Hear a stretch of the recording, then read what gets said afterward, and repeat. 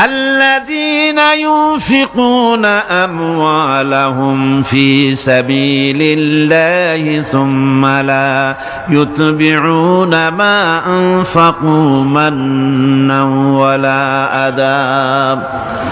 যারা আল্লাহর পথে খরচ করে এবং খরচ করার পর নিজের অনুগ্রহ প্রকাশ করে না এবং কাউকেও মনোকষ্ট দেয় না, টাকা দিয়া খোটা দিল না, মনেও কষ্ট দিল না, তাদের জন্য পুরস্কারটা কি শুনুন। আল্লাহ পাক বলেন পুরস্কার হচ্ছে লাহুম আজরুহুম ইনদা রাব্বিহিম ওয়ালা খাউফুন আলাইহিম ওয়ালা হুম ইয়াহজানুন। ওদের জন্য তার পরওয়ারদিগারের কাছে রয়েছে বিরাট পুরস্কার, আজরে আজিম। এদের জন্য কোনো ভয় নাই, কোনো চিন্তাও নাই, কিয়ামতে ডাইরেক্ট জান্নাতে চলে যাবে। সুবহানাল্লাহ। আতর মেখেছি, রাসূল পাক সাল্লাল্লাহু আলাইহি ওয়াসাল্লামের একটা সুন্নাত আমল করলাম, আল্লাহ রাব্বুল আলামিন অসংখ্য নেকি আমল নামায় লিখে দিবেন। নিয়তের উপরে দারমাদার করছে সবকিছু। এখন আপনি যে খরচ করবেন, সেই খরচটা কিভাবে করবেন, কি মন মানসিকতায় করলে পরে আল্লাহ খুশি হবেন, সেই কথাটি আল্লাহ পাক কোরআনে কারিমের মধ্যে বলছেন। আমি আপনাদের সামনে সেগুলি বলছি। দানটা হতে হবে কেবলমাত্র আল্লাহরে খুশি করার জন্য। মনে রাখেন, এটা হলো এক নম্বর। কি দানটা হতে হবে কারে খুশি? জোরে কোন?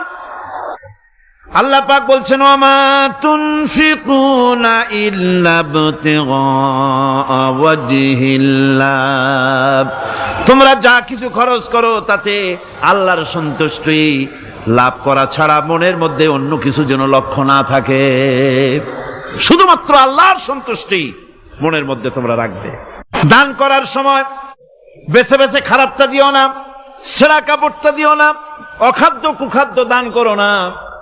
বিয়ার মজলিস, বিবাহে অনেক লোক দাওয়াত দিয়েছে, বেশি করে রান্না করছে, কম যদি হয়ে যায় বড় মিয়ার ইজ্জত নষ্ট হয়ে যাবে। মেহমান কম আসলো, এখন এই খাবারগুলি না পারিয়া তারপরে গরিবদের দেয়, না পেরে যখন খাবার কেউ নাই তখন গরিবদের দেয়। গরিবদের উদ্দেশ্য করে কিন্তু বানানো হয় নাই। এটা হলো একজনের রুটি খাচ্ছিল, এক কৃপণ বখিল রুটি খেতে বসেছে, সিল একটা আসে আর রুটিতে সু মারলো, সু মেরে রুটিটা নিয়ে গেছে। বেচারা পিছনে পিছনে দৌড় আরম্ভ করছে, গালি দিতে দিতে। মরার সিল, আর তুই জায়গা পাইলি না। সিলের পিছনে দৌড়াতে দৌড়াতে নদীর পারে চলে আসছে। সিলও দেখে যে আল্লাহ, এমন এক বেকায়দার লোকের রুটি নিলাম, কোন গাছেও বসতে পারি না তার ঢিলার জ্বালায়। শেষ পর্যন্ত পাশে ছিল নদী, নদীর উপর দিয়া চিল উড়ে ওপার যাওয়া আরম্ভ করছে। বখিল বেচারা দাঁড়াই থাকে, দিলাম ফি সাবিলিল্লাহ, আল্লাহর রাস্তায় দিলাম।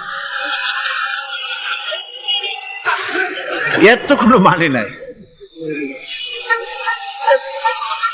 নিজে খেতে না পারে বাসি অখাদ্য কুখাদ্য এগুলি দিতে আল্লাহ পাক নিষেধ করেছেন। দিবা বাইসে বাইসে ভালো জিনিসটা, যেটা তোমার কাছে প্রিয় ওইটা দিও। তুমি যদি খারাপটা দাও তাহলে আল্লাহ তোমার দেবেন ওই মানের। কিয়ামত আছে না, কিয়ামত ওই মানের পাবা।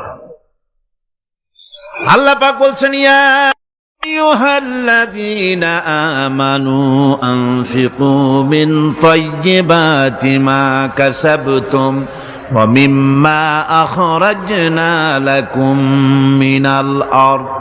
তোমরা যে উপার্জন করেছো, সেই উপার্জনে তোমাদের জন্য যা উপার্জন করেছো তাই, আর মাটি থেকে আমি যা তোমাদের জন্য দিয়েছি তার থেকে ভালো জিনিস, ভালো ভালো জিনিস আমার রাস্তায় খরচ করো। এটা কার অর্ডার? আল্লাহর অর্ডার। আর খরচ করার জন্য ওয়ালা তায়াম্মামুল খাবিসা মিনহু তুনফিকুন, খরচ করার জন্য বাইসা বাইসা খারাপগুলি জিনিসগুলি খুঁজে বেড়াইও না, ভালো জিনিসগুলি আমার রাস্তায় খরচ করো। আর যতদূর সম্ভব গোপনে দিও, যতদূর সম্ভব দান গোপনে করিও। মানুষকে শুনায়ও না অমুক জায়গায় দিলাম, বা মানুষের দেখায় দেখায় দিও না। কোন কোন শহর আছে কোরবানির সময় বিরাট গরু কেনা হয়, সেই গরুর গলায় মালা দিয়া তারপরে শহরের রাস্তায় রাস্তায় ঘুরানো হয়, অমুক মিয়া সাহেব এই গরুটা কোরবানি করবে। এরকম চিটাগংয়ে হয় না, অন্য অন্য জেলায় হয়। জি, এখানে বেশি হয়। তাই আশ্চর্য কথা। তাহলে তো উচিত, এরকম যদি উদ্দেশ্য হয় তাহলে বড় মিয়া গরুর সাথে একসাথেই হাঁটা উচিত, লোকেরা বুঝুক কোন বড় মিয়া আর কোন বড় গরু। আপনি এটা করলেন কি জন্যে? এই কাজটা তো নিন্দনীয় কাজ। আর প্রতিযোগিতামূলক কোরবানি করা, প্রতিযোগিতামূলক 35,000 টাকার গরু কোরবানি করা হলো, মানে নাই। মানুষকে শুনাইয়া, মানুষকে দেখাইয়া যদি করা হয় কোনো ফল পাওয়া যাবে না। আমার বন্ধুগণ, আল্লাহ রাব্বুল আলামিন বলছেন মানুষকে দেখাবার জন্য দান সদকা করো না। ইন তুবদুস সাদাকাতি ফানি'ম্মা হিয়া ওয়া ইন তুখফুহা ওয়া তু'তুহাল ফুকারা ফাহুয়া খায়রুল লাকুম ওয়া ইউকাফিরু আনকুম মিন সাইয়্যাতিকুম। প্রকাশ্যভাবে খরচ করলে তা ভালো, আল্লাহ পাক বলছেন প্রকাশ্যভাবে খরচ করলে তা ভালো, কিন্তু গোপনে দান করা সবথেকে উত্তম। তবে প্রকাশ্যে দান করতে গিয়ে যদি এটা এই জন্য হয় যে আমি দিলে পরে আরো একজন উৎসাহিত হয়ে দেবে, সমাজ কল্যাণ পরিষদের এত বড় বিশাল মাহফিল, 16 লক্ষ টাকা খরচ হবে, দিলাম আমি 1 লাখ টাকা, এটা শুনাইয়া বলার পর আমার কথা শুনিয়া আরো যাদের টাকা আছে তারা হয়তো 2 লাখ দেবে, এই চিন্তা করে যদি তারগিবের জন্য, উৎসাহ প্রদানের জন্য, ইন্সপিরেশনের জন্য যদি হয়, এই নিয়ত হলে ক্ষতি নেই। কিন্তু সর্বাবস্থায় দানটা গোপন হয় ভালো।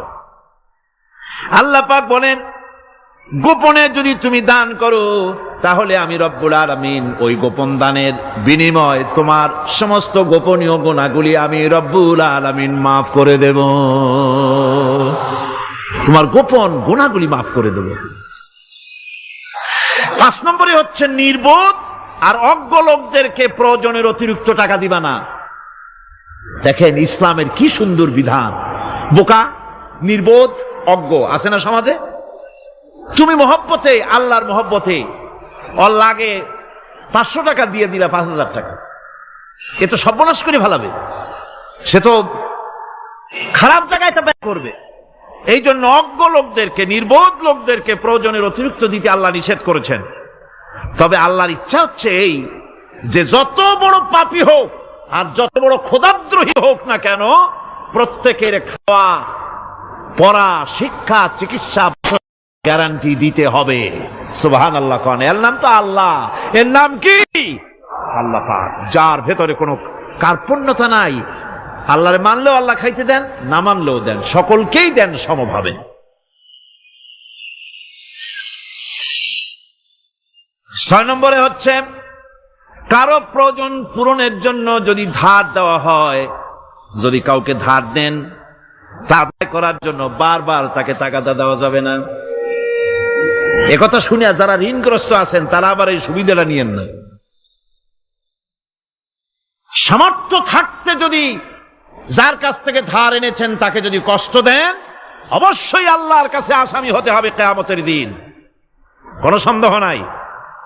আর যে ব্যক্তি ধার দিয়েছেন তিনি যদি বুঝতে পারেন যে এই লোকটি আসলেই নিয়ত ভালো কিন্তু দিতে পারতেছে না, তাহলে এমন লোককে বারবার তাগাদা দিতে আল্লাহ নিষেধ করেছেন।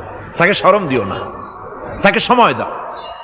وَإِنْ كَانَ ذُو عُسْرَةٍ فَنَذِرَةٌ إِلَى مَيْسَرَةٍ وَأَنْ تَصَدَّقُوا خَيْرٌ لَكُمْ إِنْ كُنْتُمْ تَعْلَمُونَ। ঋণগ্রস্ত ব্যক্তির আর্থিক অবস্থা খারাপ হলে সচ্ছল হওয়া পর্যন্ত তাকে সময় দাও, আর তাকে যদি ক্ষমা করে দিতে পারো সেটা তো অনেক ভালো কথা, আল্লাহ তোমার প্রতি রহম করবেন। যদি ক্ষমার তাকে যদি সে দিতেই পারবে না এমন অবস্থা যদি হয়, তাহলে তাকে তুমি ক্ষমা করে দিও। কিছু সংখ্যক লোক আছে যারা ধার নিয়ে আসলেই ফাঁকি দিতে চায়, আছে না এমন সমাজে? না নাই? কিছু লোক আছে ধার নেয়, ভাই দেব 1 মাসের মধ্যে, কোনো সন্দেহ নাই। 6 মাস যায় তারপরেও দেয় না, অন্য কাজ করে মিটাই, অন্য কাজ মিটায়, কিন্তু এর টাকা পরিশোধ করে না। এরকম লোকও আছে, তারা আল্লাহর কাছে দায়ী হবে। একবার পত্রিকায় দেখেছিলাম কার বাড়িতে কার্টুন দিয়েছে, বাড়িতে বিরাট সাইনবোর্ড লাগাইছে কুকুর হইতে সাবধান। তার বন্ধু বলছে, ভাই তুমি কুকুর কিনলে কবে? কয় যে না, কুকুর কিনি নাই, সাইনবোর্ড লাগাইছি পাওনাদারদেরকে ঠেকাবার জন্য, যাতে সহজে বাড়ির মধ্যে না ঢোকে। এই চালাকিটা আর কেউ বুঝুক আর না বুঝুক, আল্লাহ পাক তো খুব ভালো করেই বোঝেন। 7 নম্বরের কথা হলো দান করার ব্যাপারে, যে আপনি দান করতে করতে যা আছে সব ফতুর করে ফেলাবেন, এটা কিন্তু ইসলাম চায় না। আপনার সন্তান সন্ততিকে বঞ্চিত করে, স্ত্রী পুত্রকে বঞ্চিত করে সমানে দান করবেন, ঘরে না খায়া থাকবেন, এই অবস্থা যেন না হয়। খরচ করবেন কি? আল্লাহ পাক বলছেন, ওয়ায়াসআলুনাকা মাযা ইউনফিকুনা কুলিল আফওয়া। নবী আপনাকে প্রশ্ন করা হয় কি খরচ করব, আপনি বলুন প্রয়োজনের অতিরিক্ত জিনিস যেটা আছে সেটাই আল্লাহর জন্য খরচ করে দাও। তোমার প্রয়োজন যখন মিটে গেছে, ব্যাংকের মধ্যে অসংখ্য টাকা জমা রাখা খালি গুনতেছে বসে বসে, তা না করে অভাবগ্রস্ত মানুষদের প্রয়োজন মিটাও। খরচ করার ভিতরে আর খরচ না করার ভিতরে ভারসাম্য রক্ষা করতে হবে। ولا تجعل يدك مغلولة إلى عنقك ولا تبسطها كل البسط فتقعد ملوما محسورا। তোমাদের দানের হাত গুটায় একেবারে গলার সাথে বেঁধে রেখো না, আবার এমন বেশি ছেড়েও দিও না, কারণ এর ফলে তোমাকে অনুতপ্ত হওয়া লাগতে পারে, কার্পণ্যতাও না হয় আর দ্বিতীয় জমের মতো দিয়ে সব ফতুরু না হয়ে যাও। দুটোর মধ্যে ব্যালেন্স হতে হবে। আর 8 নম্বরে কথা হচ্ছে যে এই দানের উপযুক্ত কারা। আপনি তো যাকাত দিবেন কাদের, সে কথা আল্লাহ বলে দিয়েছেন, আগে বলা হয়েছে না? কয়টা খাতে দিবেন?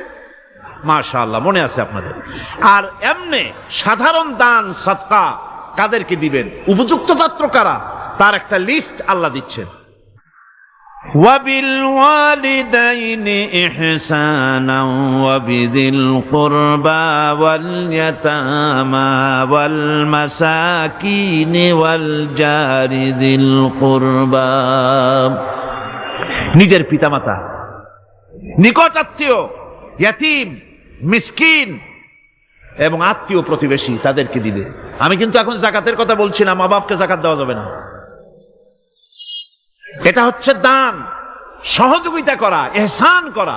এই ইহসান মা বাপকে, প্রতিবেশী আত্মীয় যারা, মিসকিন যারা, এতিম যারা, অনাত্মীয় প্রতিবেশী যারা, চলার সাথী, প্রবাসী এবং নিজের চাকর চাকরানি যা কিছু আছে, এই সকলকেই এই সাহায্য করতে হবে, একথা আল্লাহ বলেন। কোরআনে কারীমের মধ্যে আল্লাহ পাক এই পৃথিবীর বুকে যারা আরামের টাটকা সুখগুলি, আরামগুলি যারা বর্জন করে আল্লাহ রাব্বুল আলামিনকে বিশ্বাস করে যারা জীবন পরিচালনা করেছে, আল্লাহ পাক তাদের জন্য জান্নাত রেখেছেন এবং তাদের জন্য বলছেন, সাবিকু ইলা মাগফিরাতিন মির রাব্বিকুম ওয়া জান্নাতিন আরদুহা কা'আরদিস সামাই ওয়াল আরদ উইদ্দাত লিল্লাযীনা আমানু বিল্লাহি ওয়া রাসূলিহি। আল্লাহ পাক বলেন, প্রতিযোগিতা করো আল্লাহর মাগফিরাত কামনার জন্য আর জান্নাতে যাওয়ার জন্য প্রতিযোগিতা করো, আল্লাহর রহমত পাওয়ার জন্য সৎ কাজের প্রতিযোগিতা করো, তাহলে আল্লাহ রাব্বুল আলামিন তোমাদেরকে ক্ষমা করবেন আর তোমাদের জন্য এমন জান্নাত দিবেন যেই জান্নাত আকাশের বিশালতার, জমিনের বিশালতার মতো। এই বিরাট জান্নাত তোমাদেরকে দিবেন। এই জান্নাত চিরস্থায়ী সুখ এবং শান্তি জায়গা হবে।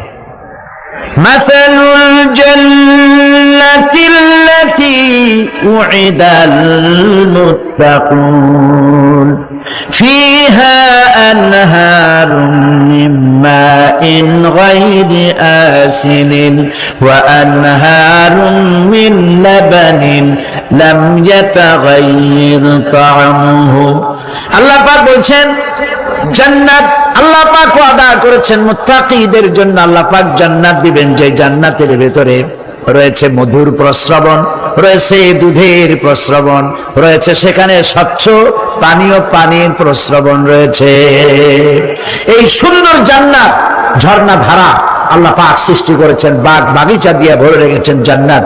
সেই জান্নাতে জান্নাত হবে এয়ার কন্ডিশন, রৌদ্রের তাপ হবে না সেখানে, রৌদ্রের খরতাপ হবে না সেখানে, ঠান্ডার প্রচন্ডতা থাকবে না। কিরকম হবে জায়গাটা? আল্লাহ পাক বলছেন মুত্তাকিনা আলাল আরাইকি লা ইয়ারাউনা ফিহা শামসান ওয়ালা জামহারিরা ওয়া দানিয়াতান আলাইহিম যিলালুহা ওয়া দুল্লিলাত কুতুফুহা তাদলীলা। আল্লাহ পাক এমন জান্নাত রেখেছেন, সেই আল্লাহ পাক সেই জান্নাতের ভিতরে জান্নাতীরা ঠেস লাগায়া মুখোমুখি অবস্থায় তারা সেখানে বসবে, আর জান্নাতীদের মনের মধ্যে কোনো দুঃখ থাকবে না, পেরেশানি থাকবে না। পৃথিবীতে মানুষের দুঃখ থাকে, পেরেশানি থাকে, সেখানে কোনো দুঃখ আর পেরেশানি থাকবে না। সেই জায়গাটা হবে শীতাতপ নিয়ন্ত্রিত, না শীত না গরম, চির বসন্ত বিরাজ করবে, জান্নাতীরা সেখানে থাকবে। এই সুন্দর জান্নাত আল্লাহ পাক রেখেছেন মুত্তাকিদের জন্য। সুবহানাল্লাহ। কাফেরদের জন্য জান্নাত হবে, জাহান্নাম হবে চিরকাল, খালিদিনা ফিহা আবাদান, চিরকাল কাফেরেরা জাহান্নামে থাকবে। সর্বশেষ যে ব্যক্তি জাহান্নাম থেকে মুক্তি লাভ করবে তাকে আল্লাহ পাক বলবেন, ফেরেশতাদেরকে বলবেন, আমার ফেরেশতারা আমার এই বান্দাকে জান্নাত এবং জাহান্নামের মাঝখানে রেখে দাও। জান্নাত এবং জাহান্নামের মাঝখানে লোকটি যখন থাকার জায়গা পাবে, সে জান্নাতের দিকে তাকায়া দেখবে আর কাঁদতে থাকবে। আল্লাহ পাক জিজ্ঞেস করবেন, বান্দারে যুগের পর যুগ ধরে জাহান্নামে কেঁদেছো, আমি রব্বুল আলামিন জাহান্নাম মাফ করে দিয়া জান্নাত জাহান্নামের মাঝখানে রেখে দিয়েছি, আযাব থেকে তো বেঁচে গেছো, এখন কাঁদো কেন? লোকটি বলবে, রব্বুল আলামিন কান্দি এই কারণে, জাহান্নাম থেকে মাফ করেছো, তোমার শুকরিয়া আদায় করি।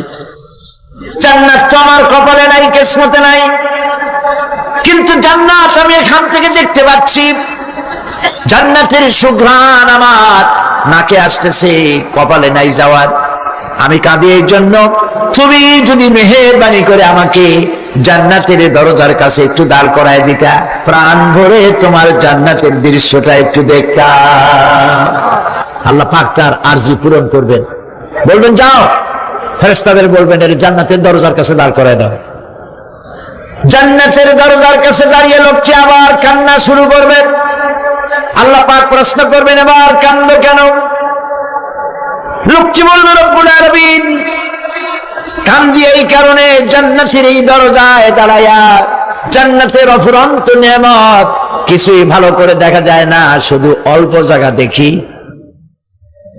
যদি তুমি আমারে দয়া করে জান্নাতের মাঝখানে দাঁড় করায় দিতা, চতুর্দিকে তাকায়া তাকায়া দেখা কলিজারে ঠান্ডা বানাইতাম। তবে আমি ওয়াদা করি, জান্নাতের কোনো নাজ নেয়ামত, কোনো ফল আমি খাবো না, ধরবো না, সইব না। একটুখানি মেহেরবানি করে মাঝখানে দাঁড় করাইয়া দাও, জানলারে ঠান্ডা করি। আল্লাহ রব্বুল আলামিন ফেরেশতাদের বলবেন, আমার এই বান্দারে জান্নাতের মাঝখানে দাঁড় করাইয়া দে। আল্লাহর নবী বলেন, জান্নাতের মাঝখানে দাঁড়িয়ে লোকটি আগের চাইতে আরো জোরে চিৎকার মেরে কাঁদতে থাকবে। আল্লাহ পাক বলবেন, বান্দারে কি হলো তোর? দরজার কাছে আসতে চাইছিলে, আইনা দিলাম। আবার এবার মাঝখানে আসতে চাইছো, তাও এনে দিয়েছি, আবার কান্দো কেন? লোকটি বলবে, রব্বুল আলামিন এবার কান্দি এই জন্যে, তুমি যখন দয়া করে একটিবার জান্নাতের মাঝখানে এনে আমাকে দাঁড় করায় দিয়েছো, তুমি রহমান রহিম গফুরুর রহিম, এই জান্নাত থেকে আবার আর বাইর করে দিও না। আল্লাহ রাব্বুল আলামিন বলবেন, ও আমার বান্দারে, আমার এই জান্নাত তোর খুব পছন্দ হয়েছে নাকি? লোকটি বলবে, রব্বুল আলামিন কলিজা ঠান্ডা হয়ে গেছে, ভাবতেও পারি না এই জান্নাত এত সুন্দর। আল্লাহ পাক বলবেন, বান্দারে এরকম একটি নয়, দুইটা নয়, তোর জন্য আমি 10টা জান্নাতে এরকম রিজার্ভ করে রাখছি। সুবহানাল্লাহ। আল্লাহ পাককে ভয় করে পৃথিবীর সমস্ত পাপ থেকে যারা নিজেকে রক্ষা করবে, আল্লাহ তাদের জন্য এই জান্নাত রেখে দিয়েছেন। সুবহানাল্লাহ। সেই জান্নাতের রিসিপশন আপনারা আন্দাজ করতে পারবেন না। রিসিপশন কারে কয়? কি এর প্রধানমন্ত্রী আর প্রেসিডেন্ট 4-5টা পুলিশ আর আর্মি আসে একটা ফাঁক করে সেলুট মারলো, বাস শেষ হয়ে গেল, এরকম না। জান্নাতীদেরকে রিসিপশন দেওয়া হবে। জান্নাতীরা যখন আল্লাহর হুকুমে জান্নাতের দিকে যেতে লাগবে, আর যখন জান্নাতের কাছে চলে যাবে, আল্লাহ রাব্বুল আলামিন শোনায় দিচ্ছেন, হাত্তা ইযা জাউহা ফুতিহাত আবওয়াবুহা ওয়া ক্বালা লাহুম খাজানাতুহা সালামুন আলাইকুম তিবতুম ফাদখুলুহা খালিদিন। সুবহানাল্লাহ।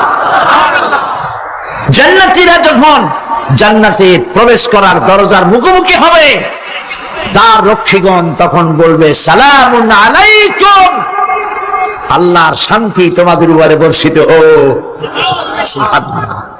দুনিয়ার টাটকা সুখগুলি 2 পা দিয়ে ছেলে দিয়েছো, টাটকা সুখগুলি গ্রহণ করো নাই, হারাম খাও নাই, আল্লাহর দ্বীন কায়েমের জন্য রক্ত দিয়েছো, জীবন দিয়েছো, কষ্ট করেছো, আল্লাহকে ভয় করেছো, আমাদের সালাম গ্রহণ করো, জান্নাতের মধ্যে ঢুকে যাও চিরকালের জন্য। সুবহানাল্লাহ।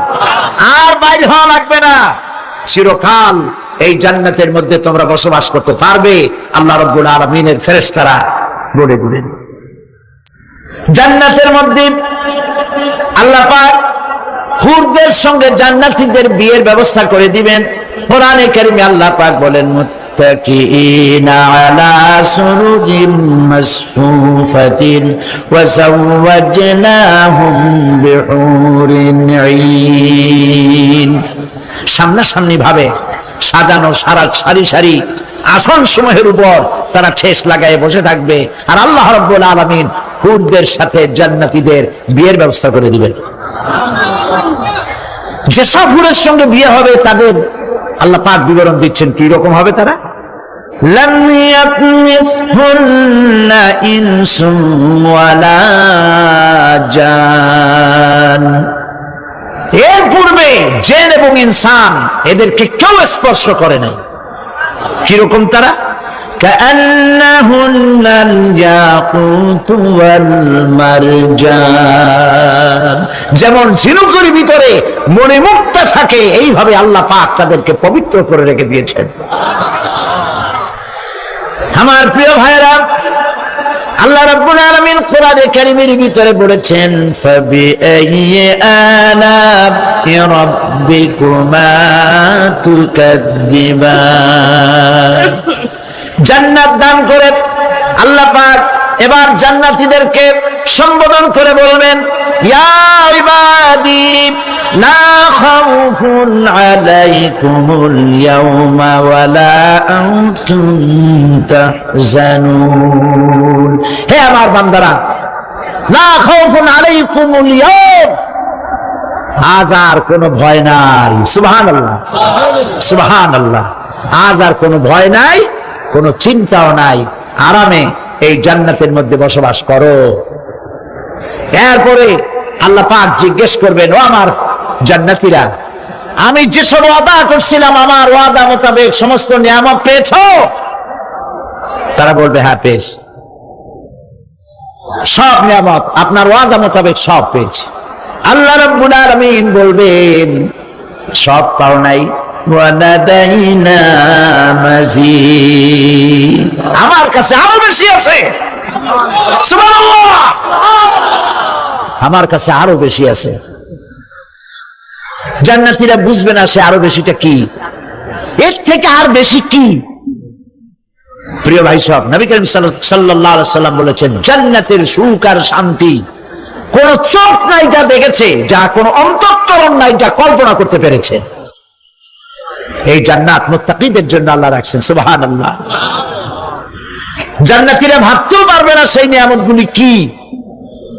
প্রিয় ভাই সব, সেই মুহূর্তে আল্লাহর নবী মুহাম্মদুর রাসূলুল্লাহ সাল্লাল্লাহু আলাইহি ওয়াসাল্লাম বলবেন, রব্বুল আলামিন, আমার উম্মতেরা জান্নাতীরা বুঝতে পারে নাই আপনার কাছে কি নিয়ামত আরো বেশি আছে। আমার এই উম্মতেরা জান্নাতীরা আপনার ওয়াদা মোতাবেক সব পেয়েছে, কিন্তু একটি জিনিস এখনো তাদের কিসমতে হয় নাই।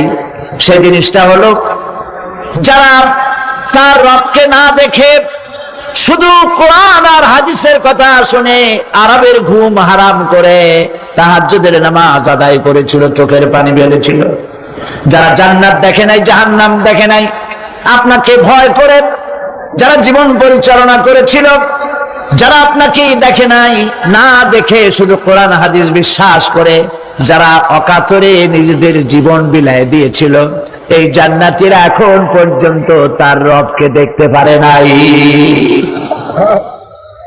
আল্লাহ রাব্বুল আলামিন তার সামনে থেকে ৭০,০০০ পর্দা সরে যাবে।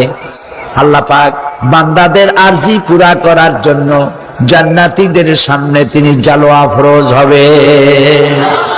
কোরআন শরীফের ভিতরে আল্লাহ পাক বলেন, জান্নাতীরা তারা আল্লাহর দিকে, জান্নাতীরা তার রবের দিকে তাকিয়ে থাকবে, আর রব তার বান্দাদের দিকে তাকায়া থাকবে। প্রাণ ভরে জান্নাতীরা রবকে দেখবে, সুবহানাল্লাহ, আল্লাহ পাককে দেখবে। প্রাণ খুলে আজ দোয়া করি, রব্বুল আলামিন, জান্নাতের যেই পরিবেশে, যেই জায়গায় তুমি দয়া করে তোমার গোলামদেরকে তুমি নিজেই দর্শন দিবে, দেখা দিবে। মনিব গো, ও আমাদের রব, আজ এই বিশাল জনসমুদ্র নিয়ে তোমার দরবারে আবেগ ভরা কণ্ঠে বলি, যে অনুষ্ঠানটি তুমি এমন মুবারক অনুষ্ঠান করবে যেখানে তুমি জান্নাতীদেরকে দেখা দিবে, ওই জান্নাতের কোনো একটি, ওই অনুষ্ঠানের কোনো একটি কোনায় কানায় আমাদেরকেও দাঁড় করাইয়া দেখান তো। গভীর রাত্রে হযরত ফাতিমা রাদিয়াল্লাহু তাআলা আনহা ইন্তেকাল করলেন। কিছু সংখ্যক সাহাবীদের কাছে খবর দিয়া অল্প সময়ের ভিতরে জানাজার ব্যবস্থা করা হলো। হযরত আবু যর গিফারী রাদিয়াল্লাহু তাআলা আনহু কবরের ভিতরে নেমে গেলেন। কবরের ভিতরে নেমে গিয়া হযরত আবু যর বলেন, রে কবর, তোর ভিতরে আজকে কাকে রাখবো, তুই কি তা জানিস নাকি? কোনো জবাব আসে না। হযরত আবু যর বলেন, কবর রে, তোর ভিতরে আজকে যাকে রাখবো তিনি হতেছেন হযরত ইমাম হাসান হোসেনের মা, বেহেশতের সমস্ত জওয়ানদের সরদার হবেন যারা, সেই দুইজনের মা তোর ভিতরে রাখবো, খবরদার বেয়াদবি করবি না। কোন জবাব না পেয়ে হযরত আবু যর বলেন, ওগো কবরের মাটি, তোর ভিতরে কাকে রাখবো কি জানিস? আসাদুল্লাহিল গালিব, দুনিয়ার সমস্ত কাফেরদের বিরুদ্ধে আল্লাহ রাব্বুল আলামিন যাকে বাঘ বানিয়ে পাঠালেন, সেই হযরতে আলী, তার স্ত্রী রেখে যাব, খবরদার বেয়াদবি করবি না। কোনো জবাব আসে না। হযরতে আবু যর বলেন, কবরের মাটি, তোর ভিতরে যাকে রাখবো তিনি হলেন খাতুনে জান্নাত, বেহেশতের সমস্ত মহিলাদের সরদারিনী হবেন যে ফাতেমা, তারে রেখে যাব, তোর ভিতরে খবরদার কোনো বেয়াদবি করবি না। আবার হযরত আবু যর বলেন, কবরের মাটি, তোর ভিতরে কারে রাখবো কি জানিস? তোর ভিতরে আজকে যাকে রেখে যেতেছি তিনি হলেন আখেরি জামানার পয়গম্বর, বিশ্বনবী জনাবে মুহাম্মদুর রাসূলুল্লাহ সাল্লাল্লাহু আলাইহি ওয়াসাল্লামের কলিজার টুকরা মা ফাতেমাকে তোর ভিতরে রাখবো, খবরদার কবরের মাটি বেয়াদবি করবি না। কিতাবে এসেছে, হযরত আবু যর গিফারী শুনতে পেলেন, আওয়াজ এলো, কি যেন বলতেছে, রে আবু যর, আমি ফাতেমাকে চিনি না, হাসান হোসেনের মাকে চিনি না, আলীর স্ত্রী চিনি না, রাসূলের মেয়ে মা ফাতেমাকে চিনি না। আমল যদি ভালো হয় আমার ভিতরে, আমল ভালো নিয়ে যে আসবে শান্তিতে থাকবে, আর আমল যদি খারাপ হয় আমার ভিতরে, তার অবস্থা চূড়ান্ত হয়ে যাবে। আমার ভাইরা, আমার বন্ধুগণ, আমলের উপরে ভিত্তি করে কিয়ামতের দিন নাজাত হবে। আমল যদি খারাপ হয়ে যায়, কিয়ামতের দিন কেউ তাকে বাঁচাতে পারবে না। এই জন্য কিয়ামতের ময়দানে হাসরের দিনে আল্লাহর হাবিব জনাবে মুহাম্মদ রাসূলুল্লাহ সাল্লাল্লাহু আলাইহি ওয়াসাল্লাম সিজদায় পড়ে কাঁদতে থাকবেন। আল্লাহ রাব্বুল আলামিন বলেন, হাবিব রে আপনি কাঁদেন কেন? আজকে তো আপনার কাঁদার দিন না, আমি আপনাকে মাকামে মাহমুদ দান করেছি, আমি আপনাকে কাউসার দান করেছি, আপনার আজকে সম্মানের দিন, মর্যাদার দিন, কাঁদেন কেন?